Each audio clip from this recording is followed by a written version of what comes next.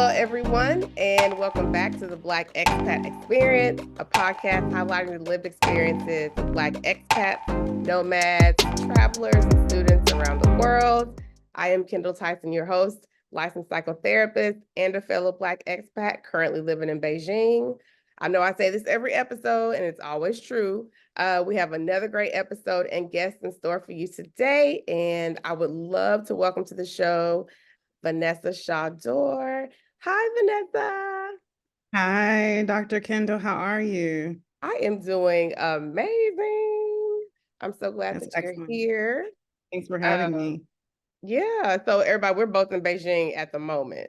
Um, and so I would definitely like to give you an opportunity to give us like your elevator pitch, who you are, what's your thing, what can we learn about you in this interview today? Yes, awesome. Well, thank you again for having me on. This is a great format, and I think it's just an excellent topic in terms of, the Black expat experience, how it is to live overseas, and how we can get more of us over here and out of the US and experiencing the world. But my name again is Vanessa Shaw-Dore, and I would say this is my 6.5 year overseas, almost 7 years overseas, in total across 2 countries within Southeast Asia. And I'm in my mid 40s. I'll just give it really general that way. And I have 2 children. I'm a single mother of 2, and we've been overseas, all 3 of us. The whole time we've actually lived abroad. I'm working as a U.S. government employee, and I've been working for the government ever since I started my professional career. First, it was domestically for almost 10 years, and then the last almost 7 years here overseas. And I've had a breadth of experiences that have led me to this point. I actually went to an HBCU undergrad, grew up in Cincinnati, Ohio, and then after that went to Hampton University in Hampton, Virginia, where I got my BS in biology. And then I spent a couple of years working at the National Institutes of Health in Bethesda, Maryland, thinking that I wanted to do laboratory, bench research. Just found it a little bit too disconnected from the community, and found my way into public health, and then went to UCLA to obtain my master's in public health and community health sciences, and then also an MA, a Master of Arts in African Studies. Wow. Thinking at that point that I would want to work and live abroad. So having that idea really pretty early in my career or my life, but not really figuring out or knowing how to get kind of abroad and professionally. In addition to schooling, I did a couple of internships abroad, which kind of actually really solidified my desire to live and work abroad. In undergrad, while I was at Hampton, I lived in Singapore for about 3 months, where I worked at the National University of Singapore in a laboratory, and that was in my bench research days. And then in grad school, I lived in Asmara, Eritrea, in one of the summers during the school break, and where I was working on a USAID project prior to finishing graduate school. So those experiences really did solidify my desire, but still could not really figure out the trajectory. So I worked domestically for almost 10 years. I started in the federal government in 2006, and then just worked my way up. Became first a team lead, or they call it a branch chief, which is like a first line supervisor after a number of years of working in the federal government, and then continued to do that for a while until my department started it was called the Global Bargaining and Assignment System. And it was kind of like it was made just for me, because it was for mid-level professionals who wanted to work abroad but could not, actually figure out the pathway to get there. And so they actually started a pathway. It was a pilot program, and they only kept it around for 1 year. We did 3 rounds of interviews, got put on a list as a GBAS candidate, and then agencies were able to go to that list to then fill their overseas vacancies. And so fortunately for me, I was able to get picked from that list. I had an interview for a position as a deputy director for a government program in Kinshasa, Democratic Republic of the Congo. So Wow. that was where I was selected to go. However, just prior to getting ready to deploy, this was in 2016 at the time, there was it's called an authorized departure was put in place, which really means it's not quite safe for folks to be in country. It's your choice as to whether or not you want to stay. But what that does is it stops deployments to that particular country while it's in place. And so 2 days before we were supposed to get everything packed up to leave, Oh, they wow. put in this authorized departure in place. And so that kind of put us in a little bit of a bind and in a stopping point so we could figure out what was happening. So that authorized departure stayed in place for a couple of months. The one of the individuals working with the program at the time said, well, you're ready to go, you're ready to deploy. There's another opportunity that just opened up, and I'm checking with you to see if you consider it. It's in Hanoi, Vietnam. And I was like, Asia? And I had never really thought, okay, I would, because most of the jobs overseas are in the continent of Africa, right? And so I won't say all, but the large majority for jobs in my field in public health, the majority of them are on the African continent. And so I just never had really thought about Asia, but I did a little research and I said, Hanoi seems like a great place. I'm open to really go anywhere. And so off we went.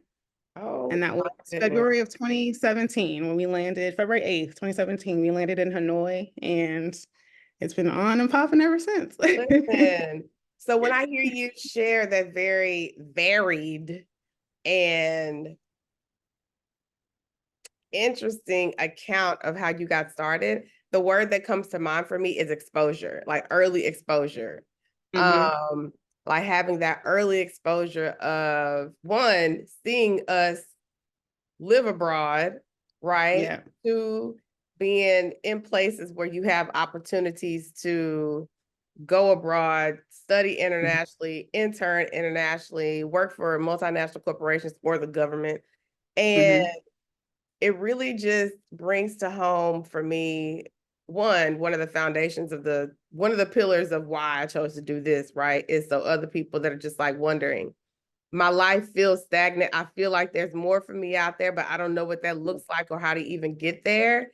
And then it's like, hmm okay, well, watch this podcast, and then you'll have all these additional connections of people that are doing the very thing that you might not even know as a possibility for you Yeah. somewhere else in the world. Like I never thought China was never on my list. Let's just be honest. Right. Um, Right. and while it has its challenges living here, it's also brought about a lot of like professional bounty and relationships. So Mhm. when you think about if you're talking to parents, students with under the guise of exposure, like exposing their kids to things different, I'm wondering what would be a piece of advice that you'd offer. Yeah. My piece of advice would be if you have a desire to live and work outside of the US or even just, outside of your state, because I want to say that every child is different, right? And so you have to kind of know your children. Yeah. I was very, very adamant about not going to school where I grew up. And so that was the Same. beginning of it, just kind of knowing that I had no desire to go to school in Ohio where I grew up. Not one school in Ohio was appealing to me, even though I visited them. So it kind of just grew from there. And so I would say, really just support as much as possible because it was challenging, right? Because I really wanted to go to Howard. Don't tell anyone that, but I really wanted Howard to, and Spelman. move, yeah, to DC, Atlanta. My mom was like, about Hampton? This school by the sea looks really safe. So, as much as parents can, definitely foster, what your child wants to do. The other piece is, as I would say, is, learn early about some of those things that are available, because I think there's two things in particular that are kind of like hidden gems of potential exposure that a lot of the, I think, what's said Black community doesn't know about. One is the State Department and the ability to do State Department internships Ooh, um, while in college. Mm-hmm. wow, I didn't know So that. that is something, yes, that is something that a lot of people do not know about, and can really just open up doors to a number of different things, just being able to work professionally in an embassy, being able to actually travel abroad while still in college. Exchange programs, I would say, is another one that a lot of people that's pretty familiar and pretty standard when it comes to being able to work abroad and have that, or go to school abroad and have the exposure. But the State Department has summer internships available for high school, and so a lot of the expats children that are here within high school can do that starting at age 16. So they can get that exposure, but then also they have that for college students as well. You just have to start early because it's a little bit of a clearance process in order to partake of that. The other piece would be Peace Corps. A lot of people do not know about being able to serve in the Peace Corps. It is Wow. volunteer. It is voluntary, but that's after you finish your undergraduate degree. Um, so they have opportunities all across the world. It's a fantastic way to really just learn more about yourself, to get exposed to learning another language, free, right? Because you Mhm. get that full immersion. Not only do you get training prior to placement, then you get full immersion. And then the other thing that a lot of people I would say, which is also related to State Department, are some of the fellowships. So there's a couple of fellowships that are actually specific just to minorities. One of them that comes to mind is the Pickering Fellowship, and that would be for minorities interested in foreign service to then segue into becoming a foreign service officer. So there's a lot of opportunities, I would say, if you have a child that desires to, have these experiences, definitely use those tools, but I'm sure there's a number of things that I might be missing. So just, the sky's the limit. Continue to network and figure out, discuss with people who are in these types of positions, because I'm sure there's other things that I might not even know about. I am so grateful for that. I hope you can kind of, if you, when you have time, like after Mhm. you can share with me some links, I'll put them in the show notes. Because just listening to everything that you offered, had I known, I'm thinking about Right. me back in college, had I known about any of that, because I literally Yeah. started in business, international relations was something that I wanted to study. And lo and behold, look, um, Yeah. I Yeah. think like sometimes we would be on a faster track to goals that we have if Yes. only we are aware of and exposed to the different pathways and opportunity that other people might have, easier access to. Um, Right. Right. I'm definitely not a believer in gatekeeping information. Hmm. Uh, Yeah. especially as it helps us collectively be exposed Correct. Yep. to different things, enhance our lives, enhance like our generational understanding Hmm. and growth. So I appreciate that. So whoever's watching, you have opportunity. Make sure you don't get in Yeah. no trouble though, because you won't be That's doing very nothing if true. you make a That good decision. that is very true. And that's domestic or abroad. That is any Exactly. type of Like, service that you want to do with the government. Please make sure that you are filing your taxes on time, that you ooh, are not in any type of financial issues. Even when it comes down to your car registration, make sure that is timely. Yes, please take all of Dr. Kendall's advice on that. oh my Yes. goodness. It's called Yeah. make sure all those ducks, are in a row, those checks, are done, all of that stuff. Because I know like working international education, they're going to get an FBI background check. They're gonna scrub Hmm. everything. And Good. when I say hope, people are making good decisions, that also leads me to say I hope that people have good choices to Yeah. make. We don't Right. always have the best choices to make Mhm. considering like the Yeah. environment that we're in. So I'm just hoping all of those things are aligned for people. But I want to ask you, as a mom working abroad, doing some very important work, breaking barriers and glass ceilings, what has been like one of the most, unforgettable moments of your time since you have been working internationally? Yeah, it's there's so many different things, but I would say one of the things I love to do is continue to, surprise people. So because of how I present, most people would not guess about what it is that I do, even when I'm abroad. So the assumption would be, oh, she's a teacher, or Yeah. which is fantastic, of course, but there's always these assumptions. And I would say, even when I was in Eritrea, I remember because phenotypically, even in Eritrea, I present differently than a typical person would living in Right. Asmara. And so I would often on the street be walking and hear, oh, she's from Nigeria, or because she's darker, Mhm.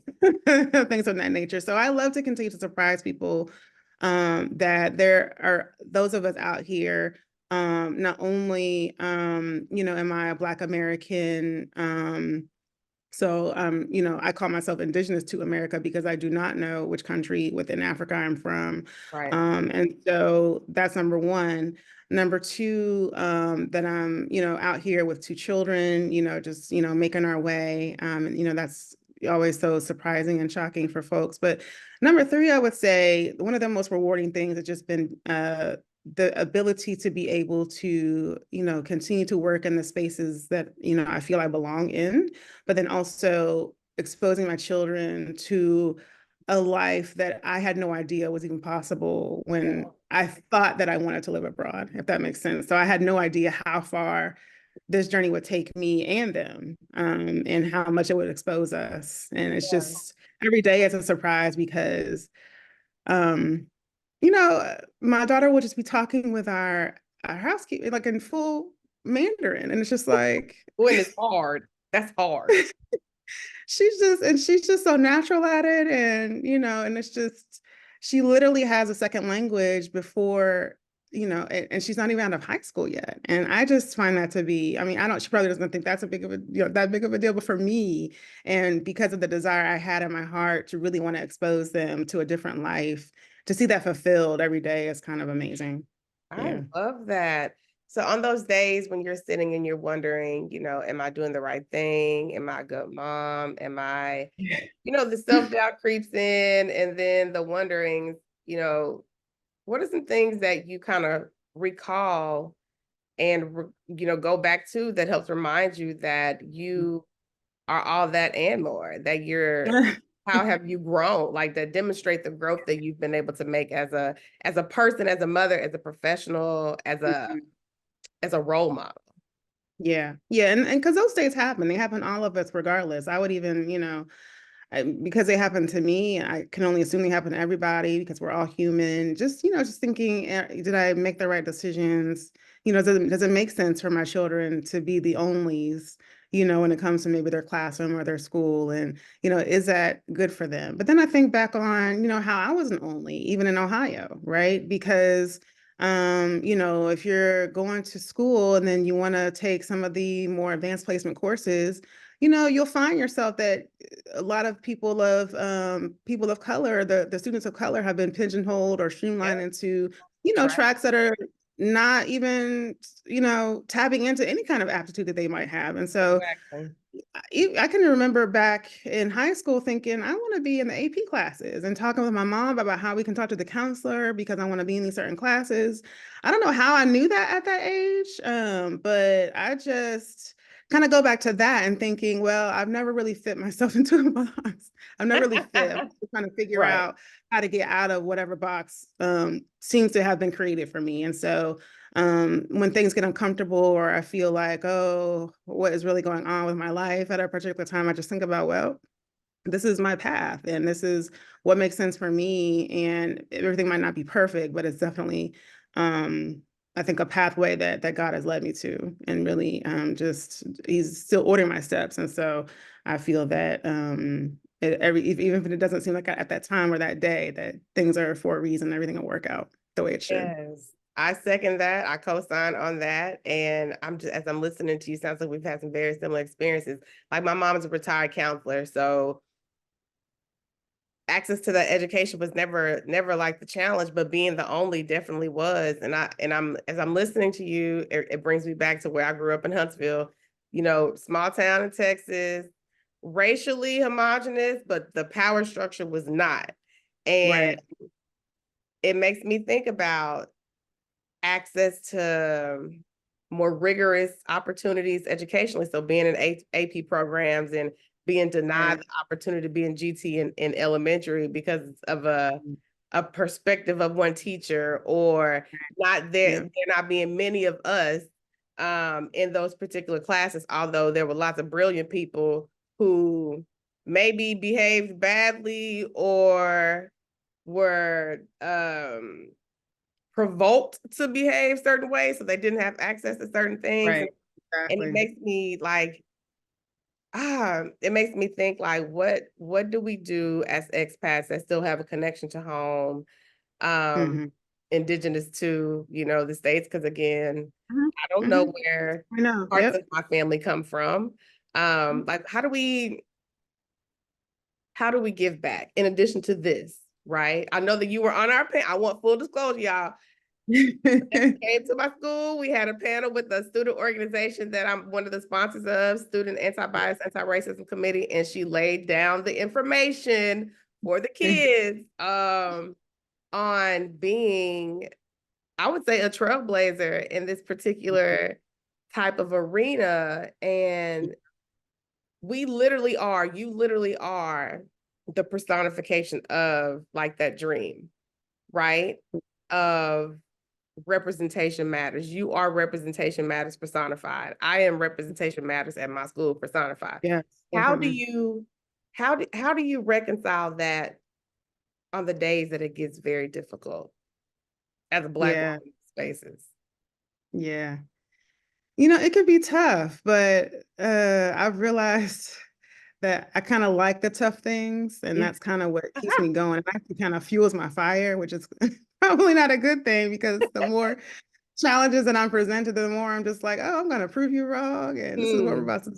So that's probably something that really keeps me going. But it can be challenging because what I've realized is that, some of the more challenging things about living abroad really is not with the host country. I mean, there are some significant challenges, I think, with this particular host country. yeah, yeah, yeah. But I would say overall, my day to day is still interfacing with my country folk, right? In terms of Americans inside of the US Embassy. And I've worked inside of the US Embassy in 2 locations now, in addition to working domestically. And it's unfortunate to have to admit to this, but the challenges domestically for people of color working in a professional environment don't go away because we're abroad. In fact, They I might, would say even enhanced, right.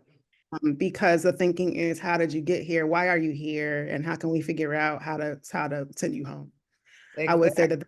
that that's a daily battle, I would say. I'm sorry to Um, hear that. I'm mhm. sorry to hear that. It makes me think like the smaller the population, the more concentrated, like the expertise in it, people Yeah. thinking, how do you beat out somebody that Hmm. I know?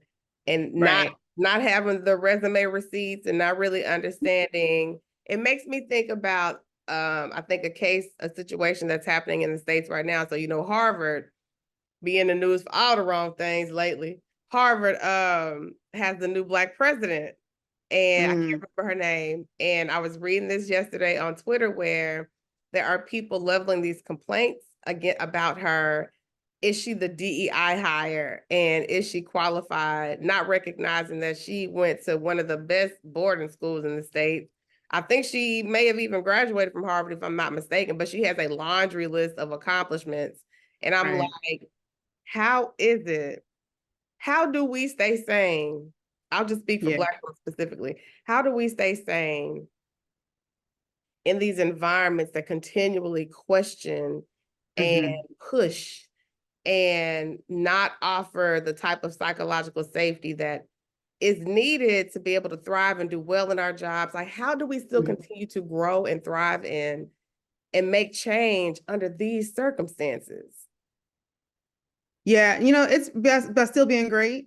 Yeah. I'm just gonna be honest. I'm gonna be completely honest. By the time any one of us gets to these spaces, our experience and our abilities, we already know, and even those who don't want to admit it and are there to put us in those positions because the reality is the reality that we are 2 to 3 times, if not 4 or 5 times more experienced, more qualified, and can do that much more of a better job than anyone that we have interviewed with. And that's just the bottom line. By the time we're able to get into these spaces, we are not only supposed to be there, but we should probably be running the whole room. And that's just the bottom line. And I keep that in my mind. I'm like, whenever I see a sister or brother in these positions, or whenever I see, a new president at Harvard, or even when we come to the new Supreme Court justice, I mean, it's just Yeah, like, Anji. we should have been, first of all, we should have been there. But then to Right. get there now, we are more than qualified. We are more than qualified. Yeah. It's so disheartening to And hear all these yeah, firsts still yeah, happening in 2023. yeah. So, uh, Yeah. yeah. We're more than qualified. And, to say that it's a day of hire, Yeah.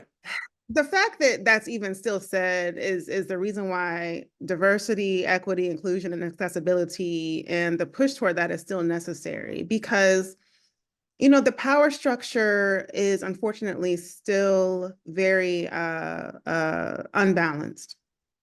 But the thing about it is that what I love about the modern age is that it is we're no longer able to hide it, really. Yeah. It's very, very out in the open. The biases, whether you want to call it unconscious or conscious, is very blatant. And so it's really kind of hard to hide behind anymore. And so that's kind of where we're at a very, very interesting time, I think, because even before someone says, "Oh, I think it was a diversity hire," you're wrong for saying that, because it's not true. Mhm. Because I know that plenty of people, whether they were exposed early or late, can think back to the only person of color that they might have been exposed to and know that they were qualified when they were sitting Yeah. at that table. Brilliant. Oh.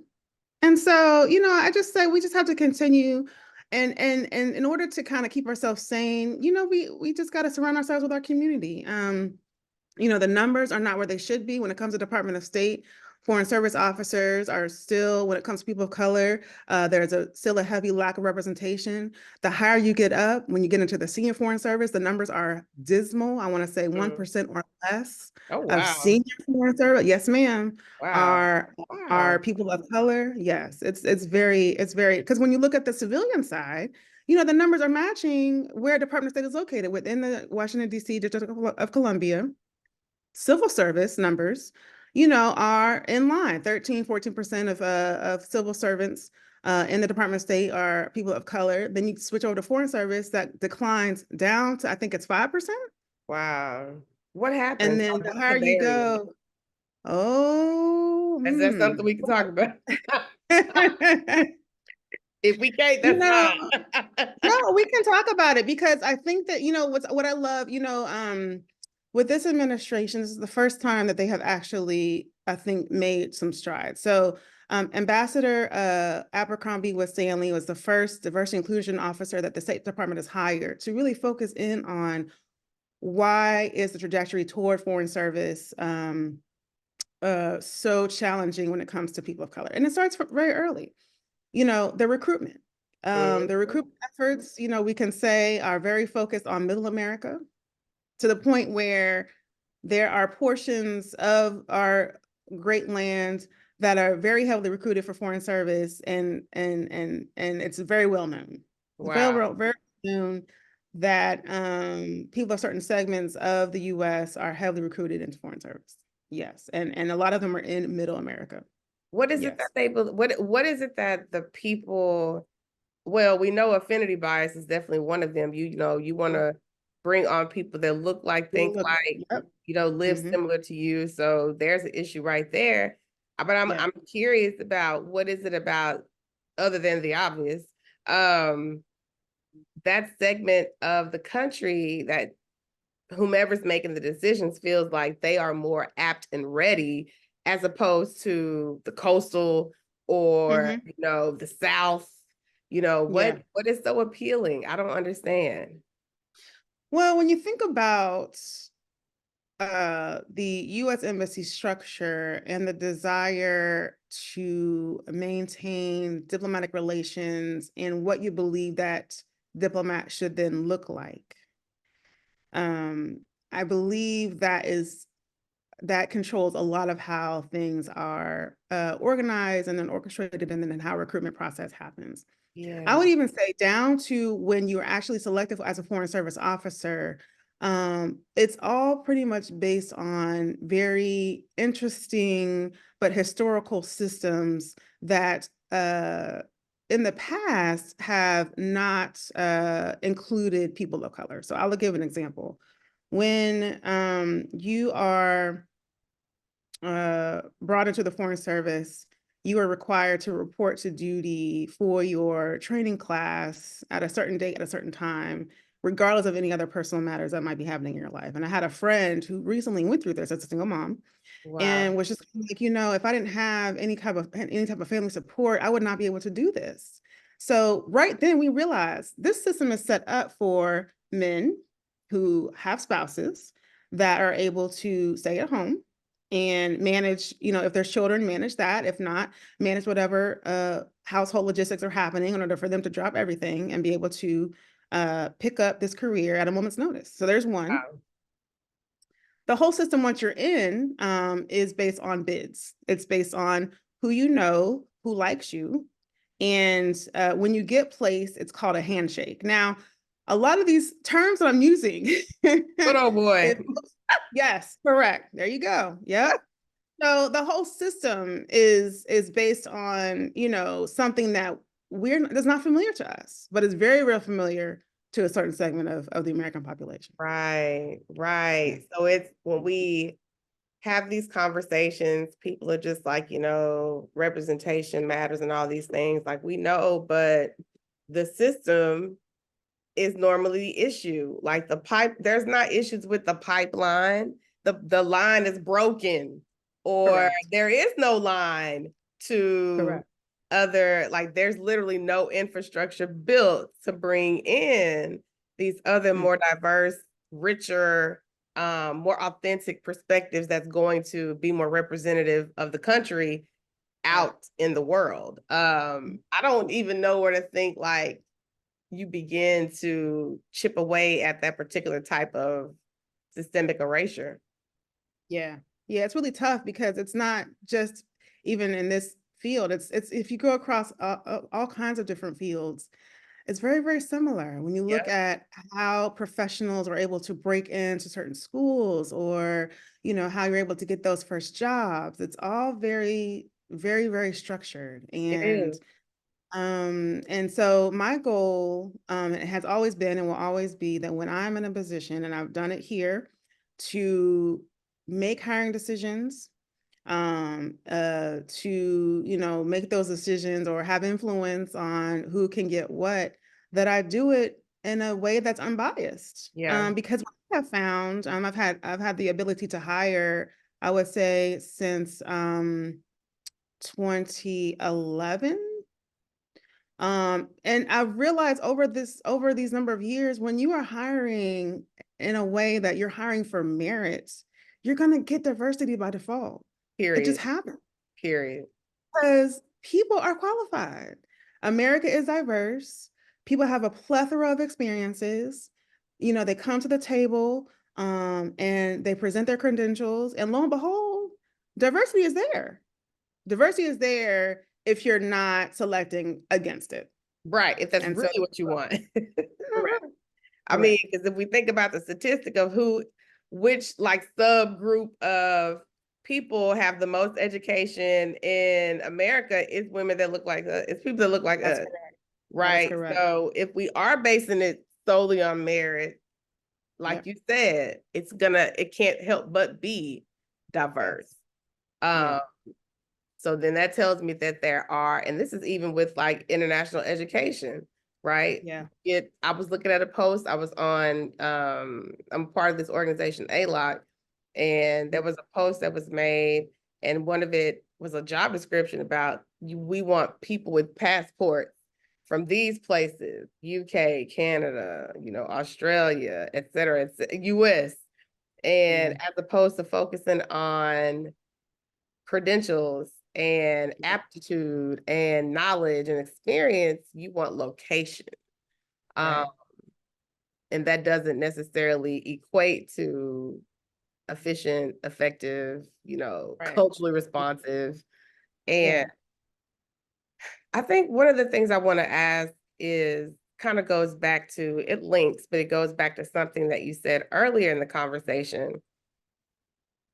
What do we do to break out of the societal familial, community imposed boxes that we Yeah. find ourselves in when we know, like we have like this innate desire and know that there's more that feels aligned to us that lays outside the bounds of the boxes that we were born into.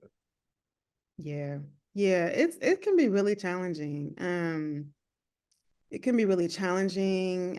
A lot of times it can be isolating. I had my whole family confused when I was like, I want to live abroad. I want to work abroad. And, I can remember getting on the plane to go to Singapore and my mom, this is in undergrad, and she was just like, why are you doing this? Like, what is this? Why do you have to do this? And I was just like, why wouldn't I do this? See Right. you later. But, it's just, I got you from the airport.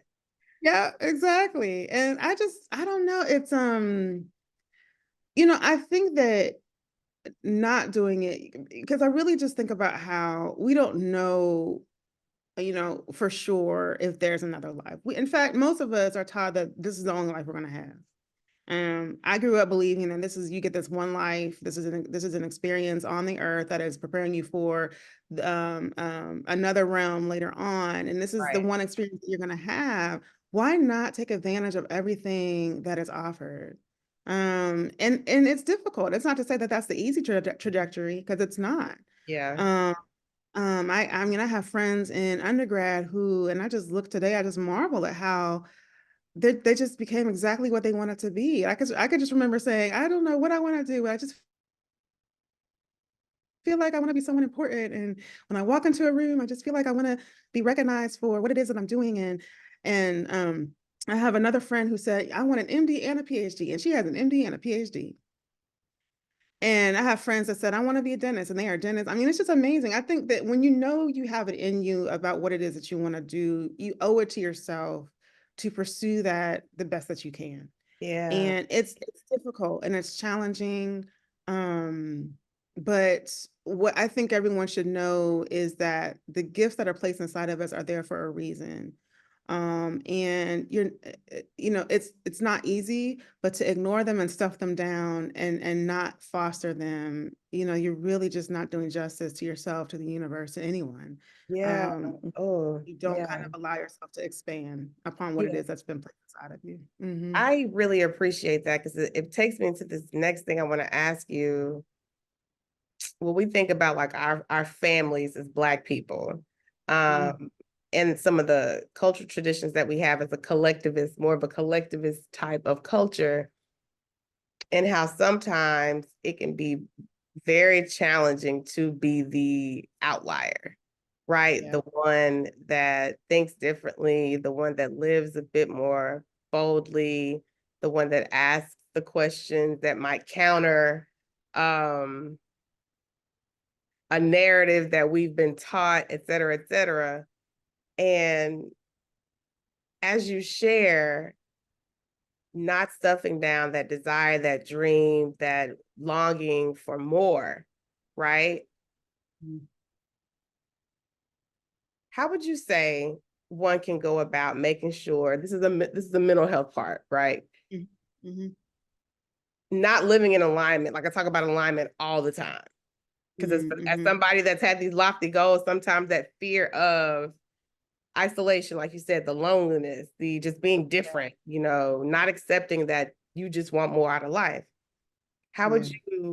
you know, what would you offer to someone in that space as it comes to really prioritizing as you do this different thing, prioritizing your health, your wellness, your mental health, your sanity? What is that? What would you say that looks like or could look like? Yeah. I think it's definitely has to grow with you. As it has grown with me. I can only really speak for myself, but I would say just from my own experiences, the way that to stay sane are those same things that I adopted when I was living in the US, to be honest. Because living in the US as a Black person is still kind of dysmorphic, right? Yeah. It's like it's the land of opportunity, but not quite for you, right? It's like all these things are Caveat, the possible. fine print. Right. It's like, here's the asterisk next to your name. Don't forget that piece. Yeah. And how do you reconcile that? You come to the world Because I remember being young and thinking, oh my goodness, like being very young, understanding around about age 5 or 6 what differences in color kind of meant and what that might mean for my future. And just figuring out how am I supposed to reconcile with this? And you grow with it, right? Because there's really no choice for us. Is you have to continue to reconcile it. You have to continue to have the skill sets in place to be able to reconcile. So for me, it's a large part of that has been my faith. I grew up in a Christian household. Um, I would say I've tried my best to to adhere to that, but I've also allowed myself to be human. And so, just having that grace and mercy, not only for others, but for myself, when things may not have gone 100% the way I thought they would go, but always continuously, checking in on, and really just using my faith to continue to drive me forward. And so learning that early, I think is what continues to help me in every single season, in every single transition. Because without that, I'm not sure how I would have kind of made it work. Also, just recognizing when I need more than going to church service. Yeah. There's a period of my life where I needed to talk to a counselor, and I did it. Yeah. And it's important, I think, to again, it's being graceful with ourselves, right?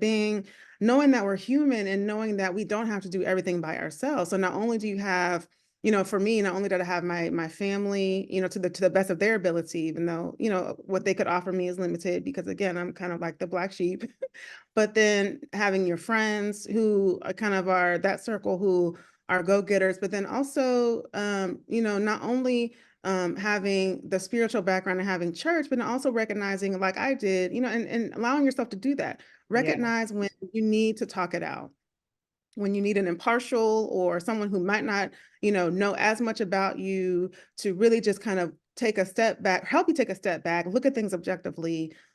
Because when we are in ourselves, if I like to describe it, we sometimes we can't actually see the whole picture, right? When you're in it, right? You can't see all of the angles and the outside. Yeah. But someone else who had, and particularly someone else who has that, who's in that profession, who's in the psychology profession, in the mental health profession, in the counseling profession, they're trained to be able to do that. And so take advantage of that. I learned very early to do what I do best and outsource the rest. Oh, and, easy. and I ain't yeah, suffering yeah. for nobody. Mhm, mhm.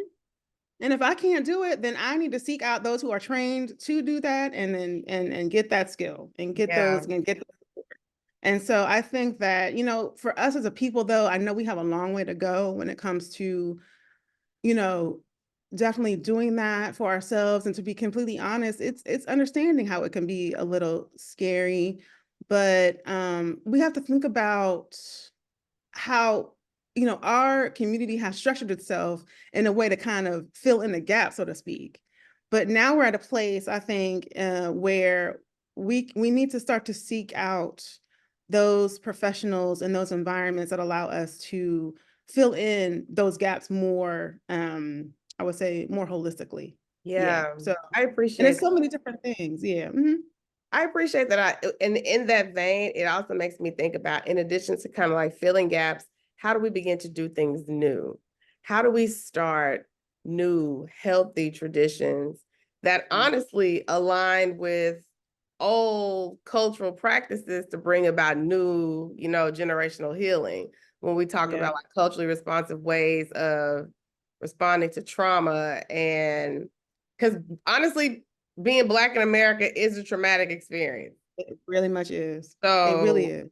it Mhm. it is carrying this daily trauma and generational stuff, baggage, and still learning how to excel and still seeking out psychologically safe spaces and still creating for other people's benefit, and Yeah. still trying to live holistically well lives. And I'm like, God, just think if just a modicum of the barrier was removed, Yeah. how much healthier, how much, you know, more aligned and more, I don't even know the word I'm looking for, just at peace, I Hmm. think, as Yeah. a community, possibly Hmm. would be. Yeah. I'm trying to get as many people abroad in areas that feel that like they are growing and able to develop as people, and well thought out and planned as possible. Yeah. I think that we give so much more to our community when they can also see that we all come from these similar environments and social structures, yet Mhm. you can be the one that, you know, makes money and gives back or creates this new thing for a community to continue to thrive. It doesn't always have to be, no shade against ball players and rappers, no shade of Mhm. Mhm. any of that. You know, it's all beneficial, but there are different pathways for us to excel and still grow our community understanding and love. Um, Yeah. and so you are definitely one of the people that I think of that's doing that work in real time. And I just, how do you, what are like things that you do on a daily to kind of take care of yourself? Like, what does it Mhm. look like to be well? Yeah. And that's a loaded question because it can be really tough. In the two positions I've had abroad, not only do I have work while I'm in the office here, right? So I'm in the office, I do 8, 9 days in the office. I'm sorry, 9 hours in the office, and then I come home. And this has been in both of these positions that I've had, and then I'm on the phone maybe a couple of hours, Tuesday, Wednesday, Thursday, back to headquarters, right? And so that's a 12-hour day. Yeah. So for me, it has been, you know, I really had to develop healthier habits, particularly as I've been aging.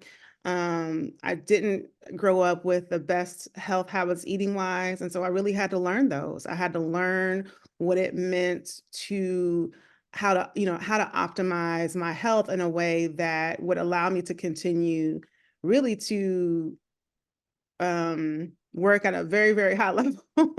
And so that meant, and really just incorporating things and changing things that would allow me to live healthier. And that's the daily thing because I don't know if anyone is where they want to be, but it's just a daily thing. And so just really taking a hold of that is number one. And it's not perfect, but as much as I can, really just controlling, just eating healthy, whether it's, you're doing your green smoothies or you're sticking to your high protein, low carb, whatever it does that you have to do to just feel good is really, really important, particularly as you go about your day to day for me.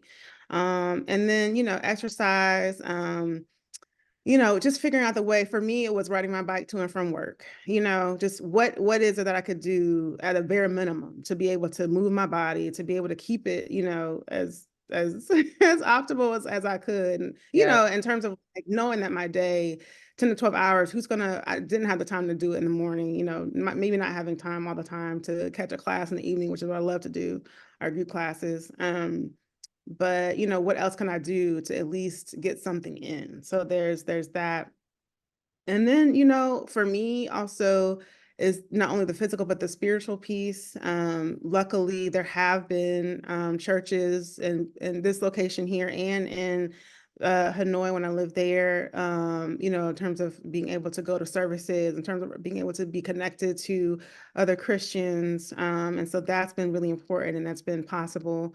So, because it's all pieces, right? And then just being able to have a community. When I was in Hanoi, I connected with a number of Black expats. We had a book club every month. And so we would it was great. We took Born a Crime, we took Issa Rae's book, we Yeah. read all kinds of books, Charlemagne's book on his pathway to mental health. And, it was just necessary and just, very, very necessary and very, very nourishing to have that time. We would come together every month.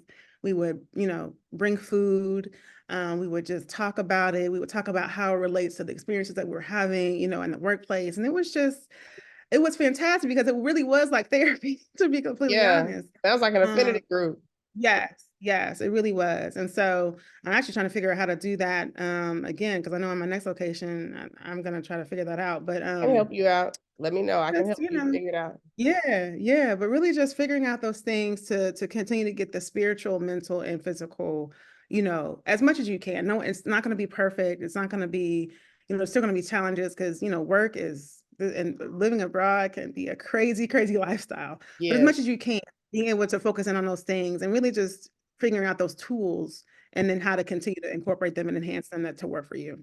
Yeah. Right. I appreciate that. One of the things that I'm working on is, as people make their plans to move abroad or kind of map out what life as an expat or immigrant, depending on, Yeah. their perspective, Hmm. student, traveler, whatever it looks like, I really want people to, while you're sitting and mapping out, insurance, while you're mapping out housing, finances, you need to also have a bullet point on mental health. Like, Yeah. what does that look like to care for yourself mentally daily? Because Right. there's so many different psychological stressors that are a part of this particular lifestyle that a lot of people don't understand. And I would Mhm. say one of the biggest ones, with that adjustment is loneliness until Yeah. you really are able to immerse yourself in a reciprocal, healthy, aligned community. And that Yeah. does change often, at least it has for me.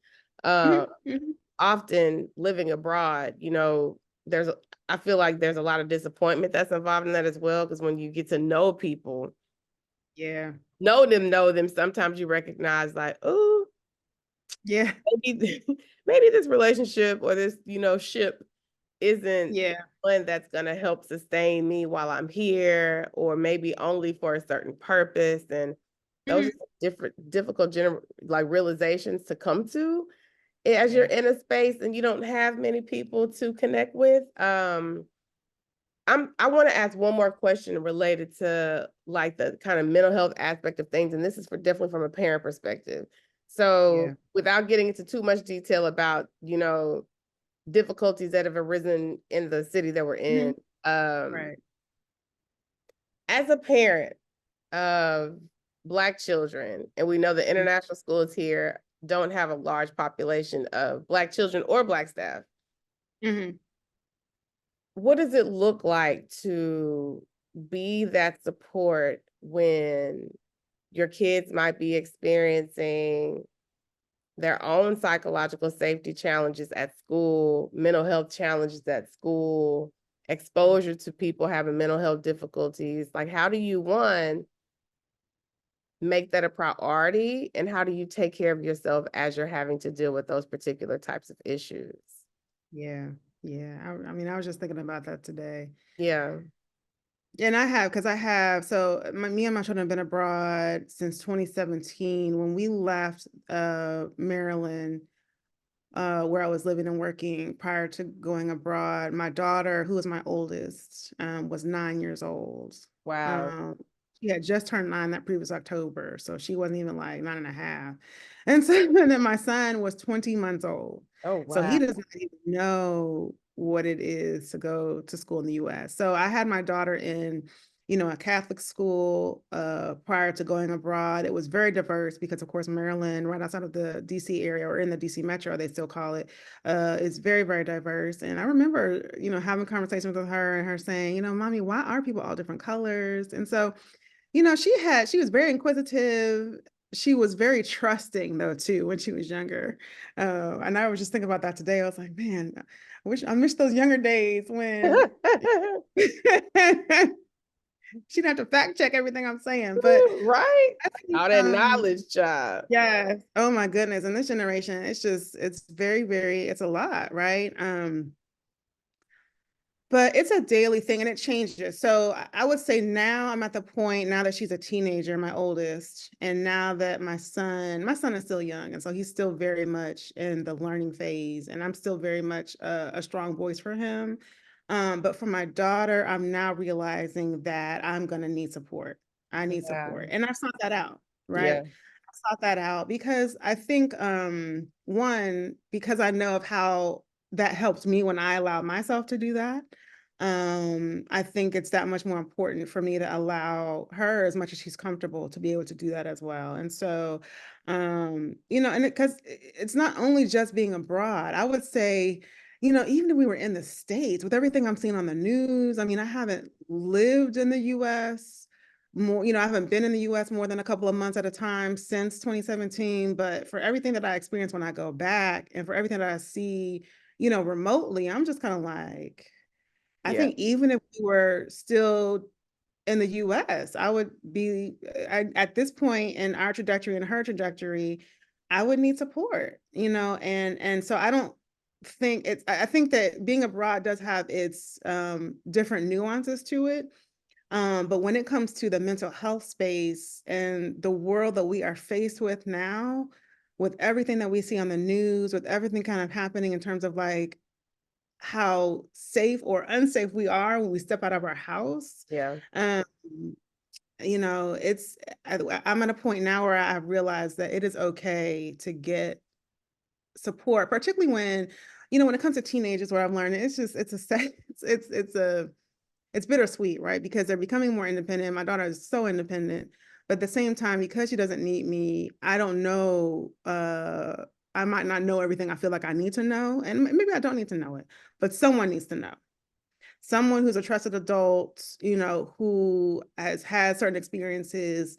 I need to make sure she's able to check in with someone. If she doesn't want to talk to me, because I'm the mom, that's okay. And I think that's been hard to kind of reconcile with, because I Yeah. can be I can be very like, well, why can't I just go this way? Right. Um, but I'm realizing that I want the ultimate goal for me is for both of my children as much as possible to be as healthy as they can.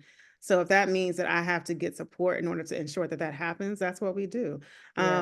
On the other side of that, my son has learning support needs, and so I kind of reconcile it by saying, if he's getting the support he needs in order to be a good learner, then why can't I just extend that to other aspects? I don't, and I who knows what that is, right? So Yeah. I'm not a mental health professional, and so I just don't know. But what I do recognize is the fact that there's support that's needed. So why not seek it?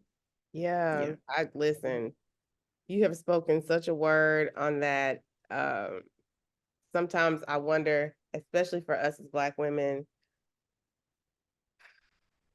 that realization that I don't normally like to say we need to do this, we need to do that, but to keep thriving, to keep being able to give our best to everyone else, we have to disabuse ourselves of that notion that I can't accept help, right? I have to Right. do it all by myself I got to suffer through it in order to know that one, I'm worthy and capable and I'm doing a good job. And I just want us to recognize that it does not have to be that way, right? Right. And I am grateful for you for sharing that and for, understanding that as a people, we thrive in community, and community for us looks very different, abroad. And Mhm.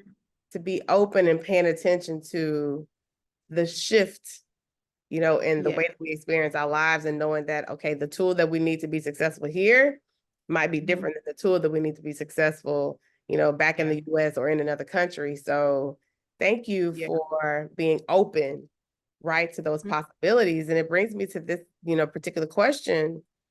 How would you say like your need for safe, supportive community has changed as you ventured out into the world? Hmm. That's a good question, because my circle that I've continued even into this space is very similar to what it was when I was stateside. My two very, very close girlfriends, one of which is in North Carolina, the other is in Monterrey, Mexico, as a foreign service officer. Ooh, Um, Still very much my go-tos. And I'm like, can you believe what happened to me at work today? When I when I need to have that conversation, those are the two people I go to. yeah, And that has not changed. And so, but that's the piece I think is important as you continue to go throughout the trajectory. Is it doesn't have to be your network shifts, right? And so that's what I think you were describing earlier. yeah. When I was in Hanoi, the network was the book club and everyone that was in the book club, and we kind of made even a Facebook page. The Black experience in Hanoi, or Black expats in Woo-hoo. Hanoi, are still there. Although that has changed because a lot of us have kind of moved on from Hanoi. But and then here, it just turned out that my office was very, very diverse. And then I made it a point to increase that diversity. And so, yeah, and so particularly with COVID, we really just made ourselves into a family. We really just hung out together. We really, just came together, protected each other, checked in because it was during COVID days, that was crazy. Yeah. Were you And here in about, Beijing? I was here in Beijing the whole time. I've been Oh, in Beijing since wow. 2020 and I Yeah. have not, yep. And so I've seen it all. And it was, man, at that point in 2022, it was unbelievable. Yeah. And Yeah. so, so I can't even imagine not having have had, because it wasn't just the fact that my community, I think what was great in Beijing is that it was work-based. And so everyone that I knew that was in my community was going through the same exact thing, not only maybe in my office, but definitely even within the State Department, right? Yeah. So it was a it was very, I don't know how to even describe it. I just feel like it was ordained, right? Because I don't know without them how we would have all made it through. And we all say that, like, how would we have made it if we didn't have each other through that crazy time? Listen, Marvin Sapp Crazy. up in here never would have made it. Like Exactly. people, it feels like I think everybody has this particular type of COVID story wherever they are, but the experience here in Beijing was just so different than so many Yeah. other places in the world. Um, Something I hope we never have to repeat Yeah. it, like ever. Yeah. And I'm really happy that as a community, as a work community, that you all built that safe space for one another. And then, share some of that joy with us as we begin to do these Juneteenth celebrations. And Exactly. Yeah. um, so, tell me about, and we're nearing to a close, but as we expand that understanding of community and sharing with the world cultural Mhm. customs, right? Yeah. I think I've told you already how I was just super impressed with last year's Juneteenth celebration. How Mhm. did how do we do more of that, to show the world that we are a fun, engaging, communal, creative, Yeah. culture and people, welcoming for sure. Yeah. Um, Through like those types of activities that you all been able to do through the State Department. Yeah. And that was really a unique experience. That was just one of the best, I would say. It was a lot of hard work. It was a lot of convincing, a lot of determination that went into that in terms of pulling off that event. But we just felt it was so important because, again, we were coming to a point where a number of us were getting ready to leave Beijing, and they actually have Mhm. already. We wanted to just take advantage of kind of where we were at the time, really just kind of celebrating the fact that Juneteenth is an independence holiday and it is a federally recognized holiday, but Federal not only mail, that, it right? has been for years. We've been Yeah. celebrating Juneteenth for years.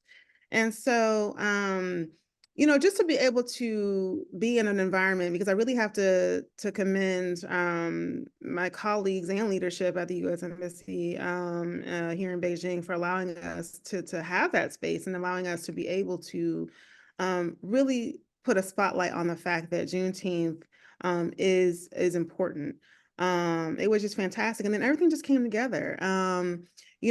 How we continue to do these events and how we continue to really just spotlight Black history, how we continue to spotlight Black history as American history. It's just going to be a continued determination. It requires a collective. I'm not sure if this year we're going to be able to do it again because I'm not sure who's going to be around.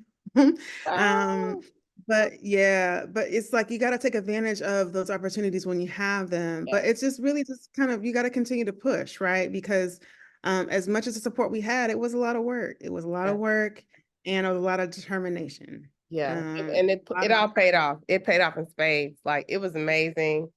yeah, The just from everything from vendors to just the energy was yeah, palpable, walking in and being able to experience that. So I just want to ask you, when you think of, this is like my last two questions, when you think of the next phase of life, right? yeah, And what your hope for you professionally, personally, your children, just your life in general looks like, I wonder what comes to mind. Trust. Mm, Have to continue to trust that I'm on the right path and that our next steps will be as fruitful as the previous ones have. And that's a lot. It's a lot to even think about. We're on the horizon, I think, of an upcoming transition to another part of the world. And I think, to be honest, I'm really hoping and I believe that it will allow my children to develop a sense of confidence that they might not have been able to do here. yeah, And I know what that means. mhm. I feel that that will be possible at our next location. But again, just getting there, it's a process. And just continuing to believe that I'm on the right track, which I really do believe I am. But it's kind of like to see it to believe it, right? It's like in my heart, I believe it. But then when it actually does become a reality is when I know that uh, it will be confirmed, right? And so just trusting the process, really, just trusting that it'll work out, trusting that we're on the right path, trusting that this continues to be a good experience for them, um, and really just working the process and just continuing to have that faith that I'm gonna go where I'm needed, that I'm gonna be able to make an impact where I am, and that there's no mistakes. I'm going to somewhere where I'm probably that they need me to be, and so I'll just take advantage of that and do the best that I can, and continue to have the faith that not only will I get enriched, but then I'll be able to be someone who can support and help wherever I am as well. Yeah, I love that for you all. I'm hoping like wherever this transition does take you is one that continues the work that you're doing to continue the growth that you're making in your family. And I hope that we stay connected for sure. Right, Um, definitely. so if you would like us to follow your journey, Mhm. would you like to offer how we can do that and stay connected with you? Yes, I would say definitely feel free to email me. My email is vjshaw714 at gmail.com. So that's vjshaw714 at gmail.com. Anyone is able to send me an email. It might not have, give me some time to respond. Because But life I will is life. definitely life is life, but I will see it and I will respond. And I'm always happy to share in terms of like how I got somewhere, like what I think about something. I'm gonna definitely also follow up with those links on those State Department opportunities. But yeah, I'm happy to stay connected. And I'm happy to circle back and check in and let everyone know how it's going. Yes, ma'am. Listen, I am so grateful that you took the time to share your story, share your perspective, give us really good nuggets of wisdom on the show today. And I also want everyone that's watching, as always, I want to express my undying gratitude for you spending time with us, you sharing the message, you sharing in your communities, and we want to continue to encourage you to keep taking risks. That's literally a part of living this life, impacting your communities positively, and above all, prioritizing your mental health. Please continue to share this in your communities. And with that, I'm going to say thank you, Vanessa, for such an amazing and impactful interview. And everyone else for watching, thank you all for tuning in. And we'll bid adieu. Bye. Thank you.